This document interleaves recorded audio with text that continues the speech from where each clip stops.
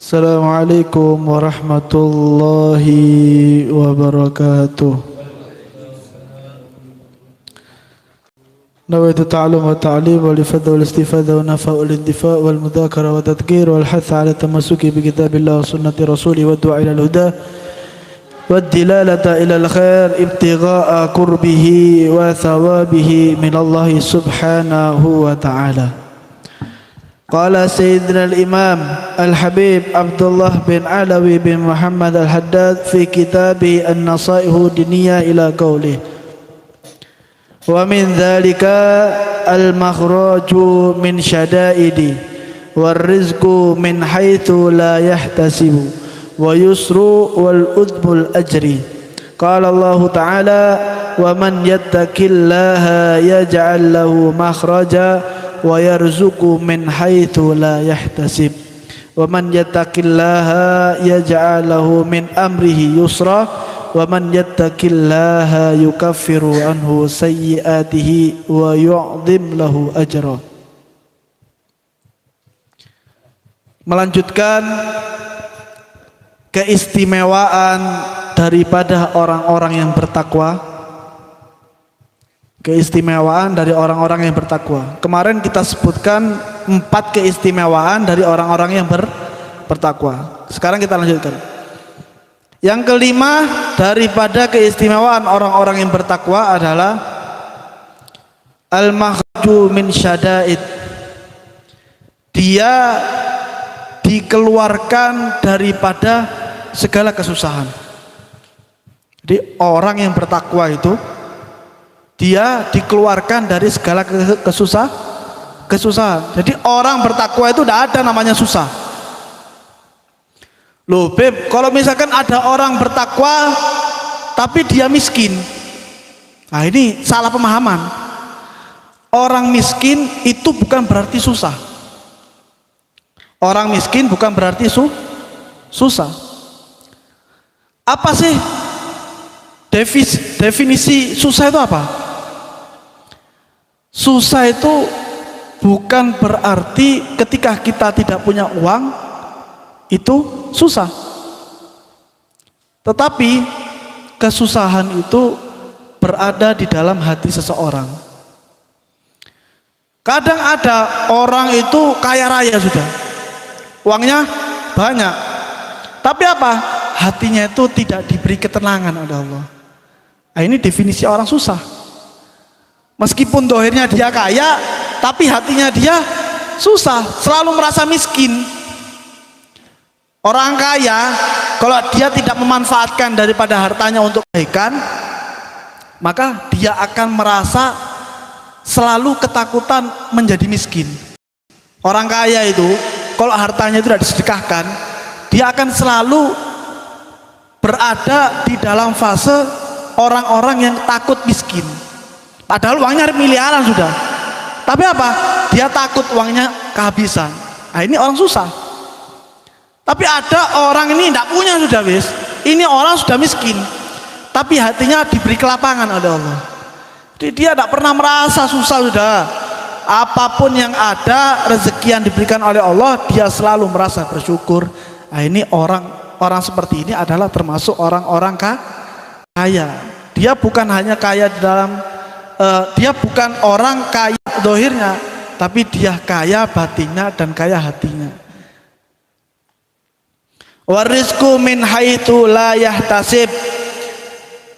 Orang bertakwa dia akan diberikan rezeki oleh Allah Subhanahu wa taala min haitsu la yahtasib, dari arah yang tidak disangka-sangka. Jadi orang bertakwa itu rezekinya sudah ada yang mengatur. Wal yusru, dan dia diberikan kemudahan untuk mendapatkan rezeki. Orang bertakwa itu dia diberikan kemudahan untuk mendapatkan rezeki. Wal udmul ajri, dia mendapatkan balasan yang besar. Banyak ini sudah.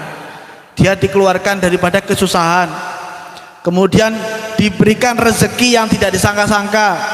Artinya apa? Rezekinya sudah dijamin oleh Allah. Kemudian dia diberi jalan mudah untuk mendapatkan rezeki. Jadi orang bertakwa itu sudah hatinya tenang, ya, rezekinya dijamin lagi sama Allah. Di luar biasa. Ketakwaan itu bukan hanya sholat rajin, puasa rajin, zakat, haji, umroh setiap tahun. Bukan hanya itu. Tapi ketakwaan itu bisa dilakukan di antara kita. Misal contoh, orang akur dengan tetangga itu termasuk ketakwaan. Karena apa? Karena dia melaksanakan apa yang diperintahkan oleh Allah. Allah memerintahkan untuk kita ini supaya akur sama tetangga. Kemudian apalagi? Kemudian menghadiri daripada majelis-majelis ilmu, majelis-majelis sholawat. Nah, ini termasuk ketakwaan. Jadi antum datang ke sini itu tidak ada ruginya, malah untung.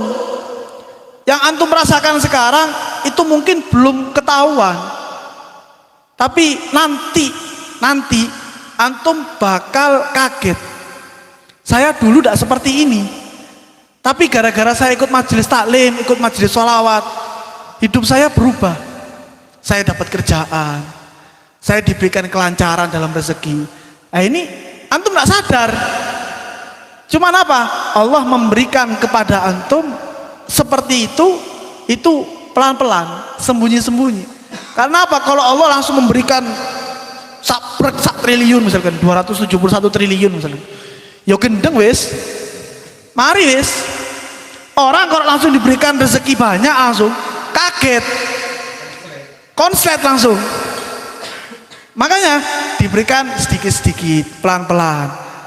Oh, saya dalam beberapa minggu ini, dalam beberapa bulan ini rezeki alhamdulillah lancar terus. Nah, ini antum tidak tahu keberkahan daripada majelis seperti itu. Akhirnya diberikan sedikit-sedikit, diberikan rezeki. Oh, saya menghadiri majelis ini mendapatkan tenang hati nih, tidak gelisah, tidak bingung. Kalau bahasa sekarang itu tidak galau. Itu termasuk salah satu mendapatkan kenikmatan dari Allah. Saya menghadiri majelis beberapa hari, beberapa bulan ini saya tidak gelisah, tidak galau, tidak mikirkan apa-apa, sudah tenang hati, pikiran itu sudah tenang. Nah, ini pemberian dari Allah karena sebab antum bertakwa kepada Allah Subhanahu wa taala. Kemudian keistimewaan yang berikutnya, wa min dzalika al-wa'du bil jannah. Yang keenam, keistimewaan bagi orang-orang yang bertakwa adalah dijanjikan surga oleh Allah Subhanahu wa taala.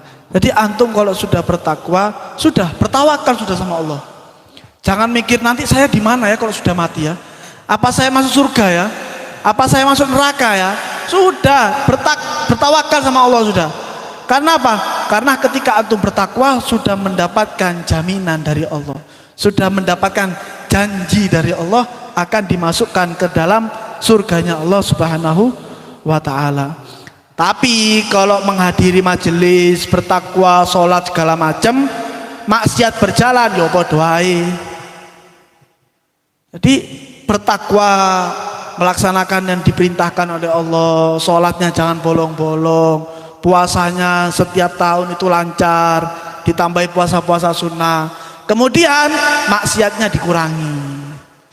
Orang menjauhi maksiat itu tidak bisa langsung. Ya kan? Orang menjauhi maksiat tidak bisa langsung, tapi bertahap. Misal contoh, orang merokok. Saya tanya sama sampean, kalau misalkan pengen berhenti merokok, bisa tidak langsung? Sehari langsung tidak ngerokok sudah? Bisa? Tidak bisa. Tapi apa? Tapi bertahap, dikurangi sedikit-sedikit maksiatnya. Nah, nanti akan mendapatkan yang di atas tadi, mendapatkan rezeki yang melimpah, ditambah rezekinya lagi. Nah, seperti itu ketakwaan. Jadi ketakwaan bertambah, kemaksiatan menurun. Nah, ini salah satu orang yang mendapatkan janji surga oleh Allah Subhanahu wa taala. Dalam Al-Qur'an Allah Subhanahu wa taala mengatakan tilkal jannatu allati nurithu min ibadina man kana taqiyan. Surga itu dijanjikan, diwariskan oleh Allah Subhanahu wa taala untuk hamba-hambanya yang bertakwa. Ini Allah Subhanahu wa taala mengatakan dalam Al-Qur'an. Kalau sudah dikatakan dalam Al-Qur'an ini sudah hak paten sudah, tidak bisa diganggu gugat. Jadi kalau antum bertakwa sudah, yang penting antum melaksanakan semua kewajibannya, sholat, puasa, zakat semuanya dikerjakan, sudah tawakal sudah sama Allah. Jangan bingung nanti saya kalau mati di mana ya? Saya dapat bidadari yang modelnya apa ya? Sudah, jangan mikir yang macam-macam sudah. Antum bertakwa, insya Allah nanti di akhirat akan lebih dipermudah oleh Allah Subhanahu wa taala. Jadi yang istiqomah, hadir majelis seperti itu yang istiqomah. Ini majelis bukan majelisnya kita. Ini majelisnya guru-guru kita. Ini majelisnya guru saya Ustaz Khalid. Ustaz Khalid gurunya Ustaz Taufik. Terus nyambung sampai Rasulullah. Di majelis seperti ini itu istimewa. Bukan karena yang megang Habib tadi istimewa, bukan. Ini majelisnya nyambung ke Rasulullah. Yang bikin majelis ini mulia adalah majelisnya nyampe kepada Rasul Shallallahu Alaihi Wasallam. Jadi insya Allah antum kalau hadir istiqomah majelis seperti ini, akan semua yang antum hajatkan urusannya semua dilancarkan oleh Allah dengan berkatnya Rasul Shallallahu Alaihi Wasallam. Kemudian yang terakhir, wa min dzalika al-karamah fid dunya wal akhirah. Qala Allah Ta'ala inna akramakum indallahi atqakum. Keistimewaan yang terakhir adalah orang yang bertakwa akan mendapatkan kemuliaan di dunia dan di akhirat. Kemuliaan itu ya apa? Orang bertakwa ketika dia rajin sholatnya, puasanya rajin, segala macamnya rajin sudah. Kemudian dia dilihat sama orang, pakaiannya biasa, tidak ada pakaian takwa, pakai kopiah segala macam, tidak ada. Orang ketika melihat dia, itu hatinya merasa tenang. Itu Allah yang mengarahkan, itu Allah. Jadi orang yang melihat itu memuliakan kepada orang tersebut. Kok bisa, Beb? Dia pakaiannya biasa. Tidak pakai kopiah, tidak pakai sarung, gamisan segala macam, pakai imamah. Tidak, orang ini biasa sudah. Tapi dia diberikan kemuliaan oleh Allah Subhanahu wa taala. Setiap orang yang memandang orang itu hatinya jadi tenang. Nah, itu termasuk mendapatkan kemuliaan daripada Allah Subhanahu wa taala. Karena apa? Karena dia bertakwa kepada Allah Subhanahu wa taala. Allah mengatakan sesungguhnya engkau dimuliakan oleh Allah Subhanahu wa taala ketika engkau bertakwa kepada Allah Subhanahu wa taala. Kalau orang bertakwa pasti dimuliakan oleh Allah. Jangan nanti ada orang mengatakan saya sudah sholat, saya sudah ini segala macam, saya sudah mengerjakan kewajibannya Allah. Tapi kenapa saya kok tidak jadi wali? Inama qoli rohma. Sak macamnya wis. Kenapa saya kok tidak bisa jadi wali? Orang mendapatkan makom kewalian oleh Allah Subhanahu wa taala ketika ketakwaannya dia itu sudah puncak. Tidak ada sudah dalam hatinya sombong, iri, dengki, tidak ada sudah. Dibersihkan sama dia, baru dia akan mendapatkan derajat kewalian. Kalau ada orang tak ero wis moro ngaku-ngaku manro buka ngono wis. Jadi orang seperti itu dia belum mendapatkan kemuliaan dari Allah Subhanahu wa taala. Itu bukan kemuliaan dari Allah, tapi itu sebagai bentuk hinaan dari Allah. Kok bisa hinaan? Iya, orang tersebut dijadikan seperti itu supaya apa? Supaya dia menjadi salah satu daripada fitnahnya dunia. Orang seperti ini menjadi fitnah. Ya. Terus kok bisa banyak pengikutnya, Bib? Ada wis. Jadi orang gila ngikuti orang gila wis pada edane wis. Jadi yang kita tuh harus bisa berpikir. Oh, misal ya apa sih orang mendapatkan kemuliaan ini? Kita lihat sudah guru kita Habib Taufik. Ketika kita mandang kepada beliau, kitanya ada rasa takut. Betul enggak? Sampean kalau mandang Ustaz Taufik misalkan atau Habib Umar, ada enggak rasa takut dalam hati? Ada. Karena itu diberikan oleh Allah Subhanahu wa taala. Jadi diberikan rasa takut sama Allah. Ketika memandang orang tersebut diberikan rasa takut. Rasa takut bukan rasa takut apa? Diberikan rasa cinta hingga dia itu tidak bisa memandang orang tersebut sudah. Nunduk terus wis. Tidak mampu dia untuk memandang. Karena apa? Karena wajahnya itu lebih indah.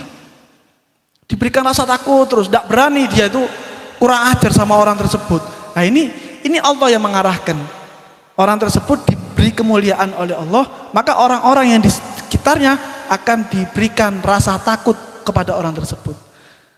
Rasa mahabbah, cinta yang tinggi kepada orang tersebut. Nah ini baru dinamakan mencapai makomnya wali Allah, mencapai makomnya menjadi wali-walinya Allah Subhanahu wa taala. Dan orang-orang menjadi wali itu syarat yang pertama ya harus bertakwa kepada Allah.